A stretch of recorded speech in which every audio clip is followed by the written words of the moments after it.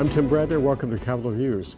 Today we're with Commissioner Sheldon Fisher, new Commissioner of Revenue. Welcome to Capitol Views. Thank you for having me. It's great to be here. Yeah, Commissioner, one of the sort of overarching issues of the session is we have a billion-dollar liability to oil explorers that have gone and plopped their money down and explored under a tax credit program that we initiated, and we sort of feel like we owe them the money. How serious a problem is this, and what can we do about it? So, to give people a little bit of background, we estimate by the time the program expires and all the different tax credits that are available, there will be about $1 billion of tax credits that it will exist.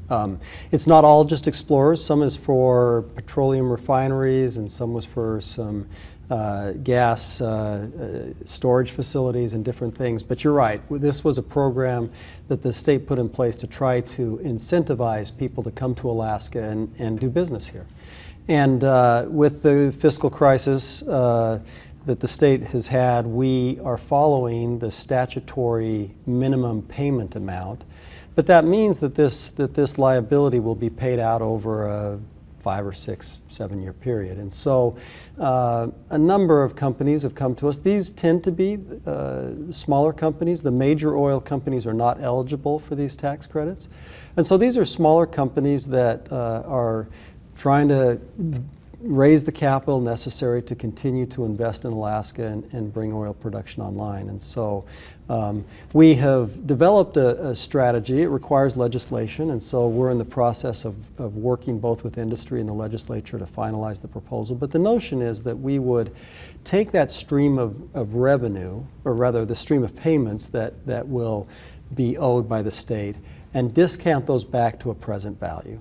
And then we would pay that amount to the oil or to the credit holders today, that discounted amount, and the difference, the discount that we receive, would in essence be used to fund a facility where we would borrow the money to be able to pay them. And so, if I can give a real simple example, let's assume that you held $100 of tax credits, and that we were going to pay those $25 a year over the next 4 years.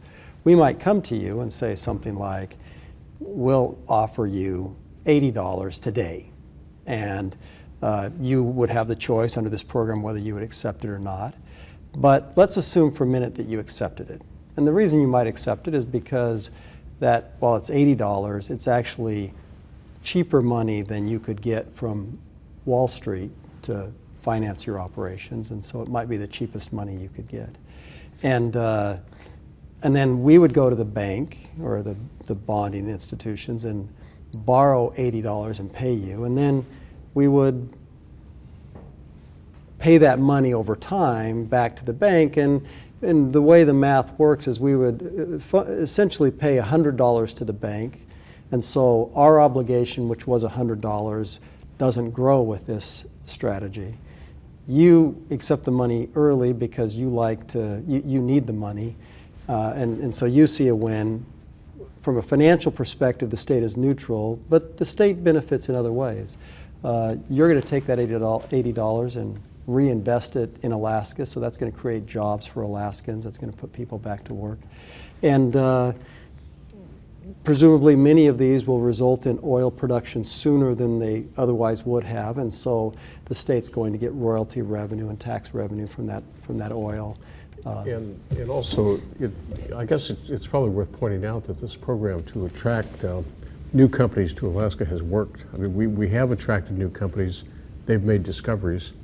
We have new oil to the pipeline, partly because of this. Partly because of this, yeah, and there's some exciting finds that are on the horizon yet that have not begun to produce yet, but we hope will. So. And one of the advantages, I guess, of this is that by getting money to these, some of these projects were caught short when the governor had to, because of the budget situation, had to veto some of the payments, and so you had projects stop midstream. And if we can get the money to these people, I guess they would be able to complete the projects. Yeah, just to give a little sense, before the downturn in oil prices, the state was paying these credits annually as they were issued. And there was a statute, so the state was not obligated to pay them annually, but the state chose to do that. And so two things happened that slowed the industry down. One, oil prices collapsed, and so that created its own drag on investment. And then they didn't have the funding as well. And so with oil prices increasing, we think this is the right time to take care of these credits. It kind of cleans it up from the state's balance sheet perspective, allows the companies to get capital, doesn't cost the state additional expense to do it, and we think it's a win-win. You know, you mentioned refineries. I guess there are a couple of refinery projects that are, a lot of people didn't realize that refineries could also benefit from these. Yeah, there's a separate program for refineries, and it's, in the scheme of things, it's a more modest amount. Yeah, But that's being phased out also. yes, that will expire in a couple of years. Yeah. We've had actually a lot of experience with different kinds of incentives for the companies, and this one was one that kind of grew in over time as we had lots of money to deal with. You can do a lot if you have a lot of money. That's right. And it kind of got out of control, I guess. Yeah, and the legislature with HB 111 has sunsetted that program, and so now we're just in the process of dealing with those credits that have, based on activity that has happened and consistent with the law. And so, so this issue will not continue on into the future, and this is a case of trying to address the credits that have. Yeah, yeah. Well, it's cleaning up, and I think the bottom line is it's going to get people back to work and get more projects finished and get oil in the pipeline. That's right. Well, Commissioner, thank you for joining us. Thank you. It's nice to be here. Thank you, Commissioner, and I'm Tim Bradner. Thank you for seeing us on Capitol Views.